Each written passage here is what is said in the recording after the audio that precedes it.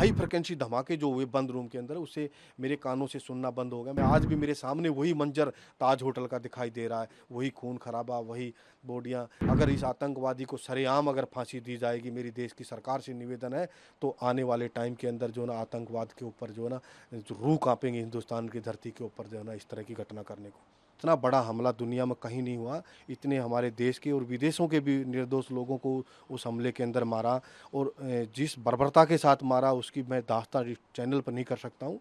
तो मुझे तो खुद जो है ना आज वही मंज़र सामने नज़र आ रहा, रोंगटे खड़े हैं हो रखे हैं, और बहुत खुशी है। एक ऐसे बड़े जो है ना आतंकवादी को मैं कहूँगा यहाँ लाया जा रहा है, और उसको जो है ना आज जब जो सज़ा मिलेगी, जब उसको फांसी लटकाया जाएगा, तो तब जो है ना देश के अंदर एक खुशी की लहर होगी, और ये आतंकवाद ही नहीं, पाकिस्तान के मुँह के ऊपर भी तमाचा है। उस वक्त के अगर मंजर की बात की जाए, किस तरह का मंजर था, और ऑपरेशन आप लोगों को किस तरह से, क्या ऊपर से गाइडलाइन दी गई, क्या किस तरह से आपने ऑपरेशन को अंजाम दिया, उसके बारे में जानना है। उस समय मैं एनएसजी की टुकड़ी के अंदर था, तो तमाम जो ना फ़ोर्सें थी, उन्होंने वहाँ लड़ने के लिए कोशिश की। वहाँ की लोकल पुलिस ने किया, कमांडो ने किया, मैरीन कमांडो भी आई, आर्मी भी वहाँ पे सेकंड ग्रेनेडियर वहीं पे थी, जो है ना मेरी हालाँकि पेरेंट यूनिट है वो।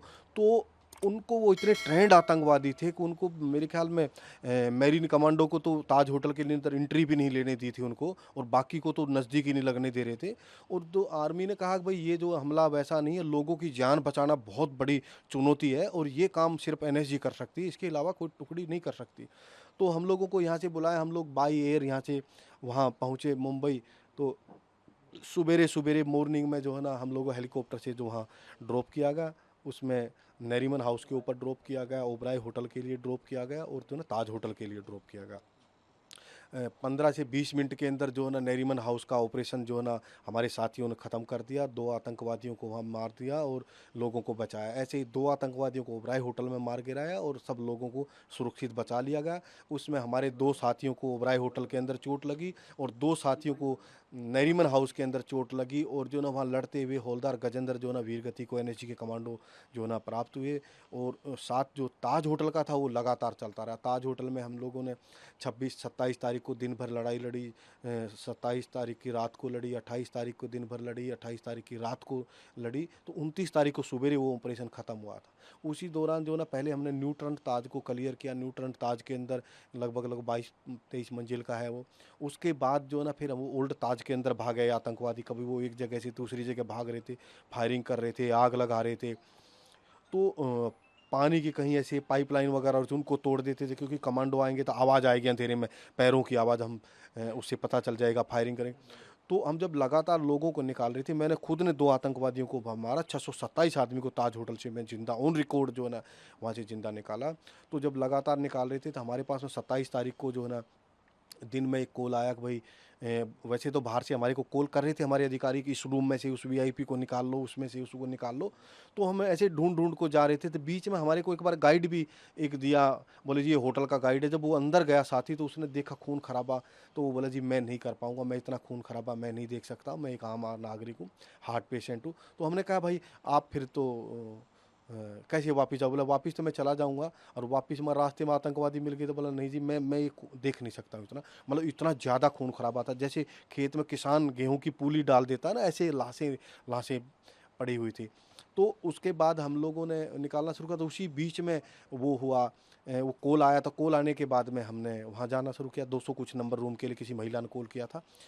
तो जब हम वहाँ गए तो वो ताज का जो है ना ओल्ड ताज का जो मेन गेट है, उस गेट के वहाँ सीढ़ियाँ चढ़ी हुई हैं, सामने ऐसे गेट बना हुआ है, और उसके चारों तरफ ऐसे बालकोनी टाइप बनी। तो वहाँ आतंकवादियों ने पहले से अम्बुश लगा दिया। जो अम्बुश लगा दिया, तो उसमें जब सीढ़ियों से चढ़ने लगे तो एक हिट चली। 5 आदमी की टुकड़ी ही अटैक करती है, 20 आदमी की एक टीम होती है। तो हमारी टुकड़ी चली, तो आगे सुनील जोधा नाम का लड़का था, उसको 8-7 गोलियां लगी। जब वो गिरने लगा तो सुनील यादव ने उसने पकड़ लिया, 2 नंबर पर यादव था, तो उसकी भी हिप में 2 गोलियां लगी, वो भी गिर गया वहाँ। तो तीसरे नंबर पे मेजर उन्नीकृष्ण साहब थे, उन्होंने जंप किया, उन्होंने बोला आप लोग इनको संभालो और मैं आतंकवादियों को संभालता हूँ।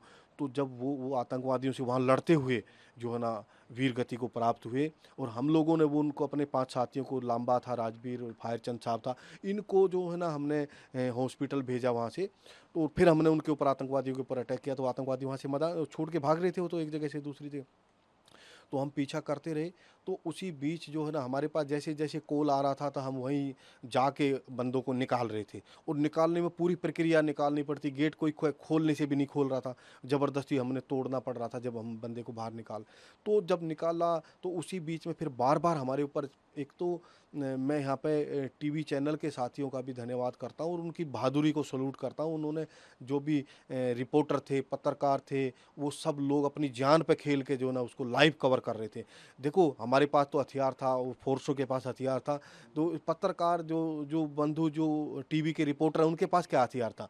उन लोगों को चोट भी लगी बहुत सारे साथियों को, तो उन्होंने कवर किया परंतु वो जो लाइव जो कवर जा रहा था साथ-साथ, उससे हम लोगों को नुकसान हो रहा था। जो पाकिस्तान में बैठे हुए आका थे, वो उनको गाइड कर रहे थे और साथ-साथ को वो मेजर उन्नीकृष्ण साहब का एक रेडियो सेट भी ले गए और जो है ना उसका हथियार भी लेके चले गए।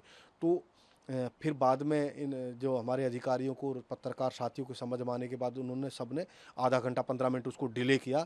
वो बहुत अच्छा रहा, बहुत बढ़िया रहा। देश की जनता को उस चीज़ से अवेयरनेस मिली, उनको पता चला, नहीं तो पहले फ़ौज लड़ती-भिड़ती रहती थी, पता चलता ही नहीं था कहाँ क्या हो रहा था। आज भी उधमपुर के अंदर जो है ना फायरिंग चल रही है, आतंकवादियों के साथ मुठभेड़ चल रही है, तो चैनल दिखाते हैं तो हमको भी अच्छा लगता है कि भई आज जो है ना लाइव जो है ना पत्रकार अपनी जान पे खेल के दिखा रहे हैं। तो फिर वो लगातार वहाँ से उसके बाद फिर हमने छठी 7वीं मंजिल क्लियर किया। उसी तरीके से हमने बाहर मैसेज दे दिया, अभी रेडियो सेट भी बाहर चला गया है और इनके साथ है और अब हम अपने तरीके से ही पूरी रणनीति को एक तरफ से हम क्लियर करेंगे पूरे होटल को, बीच-बीच में हमको आदेश मत दो इस तरीके के। तो फिर जैसे-जैसे निकाला तो हमने चौथी मंजिल के ऊपर एक आतंकवादी को मार गिराया। आप लोगों ने देखा होगा टीवी चैनल के आपके साथियों ने दिखाया वो जो खिड़की से डायरेक्ट जंप करता हुआ दिखाया था। उसके बाद हमारा मनोबल आत्मविश्वास और ज़्यादा बढ़ा। फिर हम तीसरी मंजिल क्लियर किया। फिर चौथी मंजिल में जो है हम 27 तारीख की 28 तारीख की रात को जो है ना उसको क्लियर कर रहे थे। तो उस समय मैं गाइड का काम कर रहा था। तो मैंने जैसे 1-2 कमरा पीछे वाला सर्च किया तो एकदम से दरवाज़ा खुला। 3 दिन से देख रहे कोई दरवाज़ा खोलने से नहीं खुला, ये कैसे खुला? तो मैं एकदम सावधान हुआ, मैं पीछे वाले साथियों को पुश कर दिया और पीछे वाले रूम के अंदर घुस गए। वो तो घुस गए पर मेरे पास समय नहीं था घुसने का। जब तक वो इतना प्रक्रिया हुई सेकंडों में इतने आतंकवादियों ने मेरे ऊपर ग्रेनेड फेंक दिया। ग्रेनेड फेंक दिया तो मेरे पास बचने की जगह नहीं थी। मैं सेकंड फ्लोर से नीचे जंप कर दिया मैंने। मैं नीचे गिरा, मैं नीचे गिरते एकदम तेज़ी के साथ नीचे घुसा। नीचे के रूम में मैं घुसा तो बार था काफ़ी। उस बार में जब मैं लास्ट उसके आखिरी तक लाइट जला के, हमारे हथियार में लाइट होती है तो उसको पीछे तक गया, तो तब तक मेरे साथियों ने उस कमरे में अटैक कर दिया। तो वो आतंकवादी उस सीढ़ियों से उतरने लगे, वो गेट के साथ सीढ़ियाँ थी। तो सीढ़ियों पर मैंने भी फायरिंग शुरू कर दिया वहीं उस कमरे में पोजीशन लेके। तो एक आतंकवादी को हमने सीढ़ियों मार दिया और 2 आतंकवादी डायरेक्ट नीचे कूद गए। नीचे कूद के वो बार के पीछे और सीढ़ियों के नीचे उन्होंने पोजीशन ले लिया। ऐसी पोजीशन ले लिया ऊपर से भी गोली ना लगे, मेरी गोली भी उनको ना लगे। 1.5 घंटे तक मेरी उनकी मुठभेड़ चलती रही। उन्होंने मेरे ऊपर ग्रेनेड फेंके, मैंने उनके ऊपर ग्रेनेड फेंके और यहाँ तक सोच लिया मैंने, धीरे-धीरे मेरा एमुनिशन भी कम हो रहा था और मैंने सोचा कि भई अब तो मरना है, बचने का तो कोई गुंजाइश नहीं, पर आतंकवादियों को नहीं भागने दूँगा। एक ग्रेनेड मैंने मेरे पास रख लिया। अब जब जैसे आतंकवादी इधर मेरी तरफ एंट्री मारेंगे, मैं ग्रेनेड की पिन निकाल लूँगा और ये पता नहीं चल रहा था 2 हैं 3 हैं, जो भी आतंकवादी होंगे उनको भी उनके बीच में घुस जाऊँगा, खुद भी मर जाऊँगा और इनको भी मार दूँगा। पर उसी दौरान थोड़े टाइम बाद मेरे साथियों ने पीछे से दीवार तोड़ के मुझे निकाल लिया पीछे और मेरी जगह दूसरे साथियों ने 2 ने पोजीशन ले लिया। वो फायरिंग करते रहे आतंकवादियों को ताकि इधर-उधर ना हो।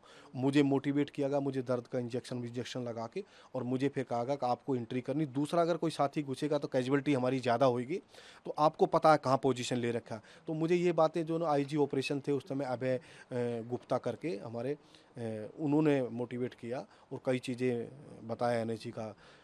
तो प्लानिंग ये किया गया कि पहले मैं एक ग्रेनेड फेंकूँगा, स्टैन ग्रेनेड जो धमाके वाला होता, मारने वाला ग्रेनेड नहीं होता वो, और फिर ऊपर से 2 ग्रेनेड जो ऊपर टीम है वो सीढ़ियों से फेंकेगी। तो क्योंकि तब तक आतंकवादी नीचे दब जाएँगे, ग्रेनेड से हमला हो रहा था, वो पोजीशन में नीचे गर्दन उनकी गर्दन दबा देंगे। और चौथा ग्रेनेड आपने फेंकना, जब जैसे वो ग्रेनेड फटेगा उसके बाद आप लोगों ने एंट्री करनी है पूरी हीट में।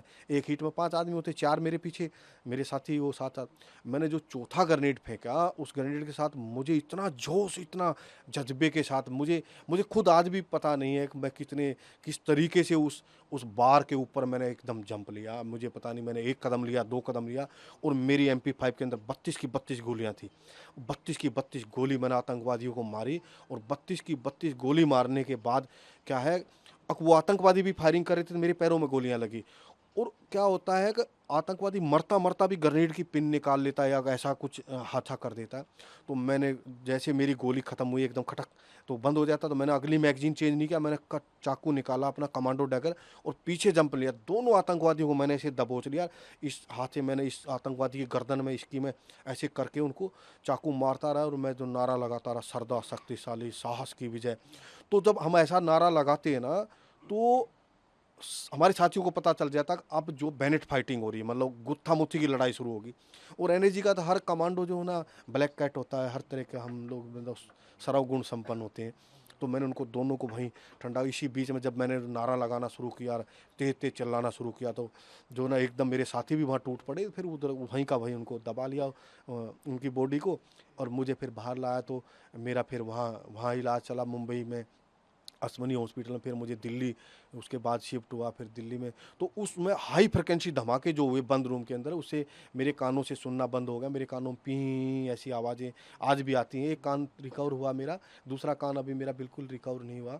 और मेरी कमर में चोट लगी, एक ये कंधे की हड्डी टूट गई थी, और पैरों में जो है ना गोलियां लगी।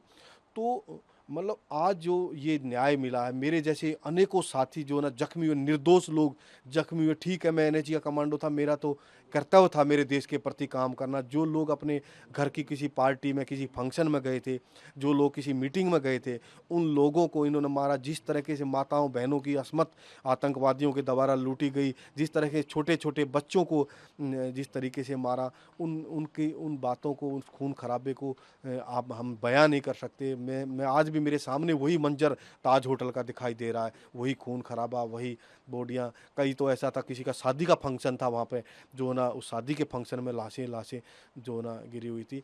तो आज देश ही दुनिया को जो ना न्याय मिलेगा, और मुझे पूरा वो है जो ना देश की जुडिशरी के ऊपर भी। और मीडिया ट्रायल का तो मैं कहूँगा, इस हमले का इतना मीडिया ट्रायल किया गया, मीडिया वाले साथियों ने इतना दुनिया के ऊपर दबाव बना कि ये अमेरिका के राष्ट्रपति के ऊपर ये दबाव था, जो उन्होंने ये जो आतंकवादी इसको देने का जो ना फैसला लिया। मैं सलूट करता हूँ, सलाम करता हूँ आप लोगों को भी, आपके चैनल को भी सलूट करता हूँ। आप लोगों ने जिस बहादुरी के साथ उस हमले को कवर किया, और एनएसजी के उस हर कमांडो को सलूट करता हूँ, हर साथी को सलूट करता हूँ, जिन्होंने ऐसी देश के अंदर ऐसी घटना जिसका जो ना लोग अंदाज़ा नहीं लगा रहे थे अब क्या होगा, कब क्या होगा। एनएसजी कमांडो देश के लोगों के विश्वास के ऊपर हम लोग खरे उतरे।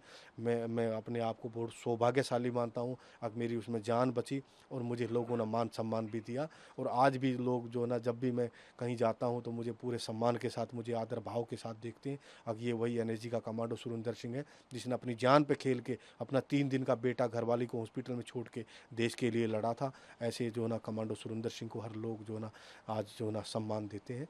मैं यही बात कहना चाहूँगा, और ऐसा भविष्य में ना हो। अगर इस आतंकवादी को सरेआम अगर फांसी दी जाएगी, मेरी देश की सरकार से निवेदन है, तो आने वाले टाइम के अंदर जो ना आतंकवाद के ऊपर जो ना जो रूह कांपेंगे हिंदुस्तान की धरती के ऊपर जो है ना इस तरह की घटना करने को।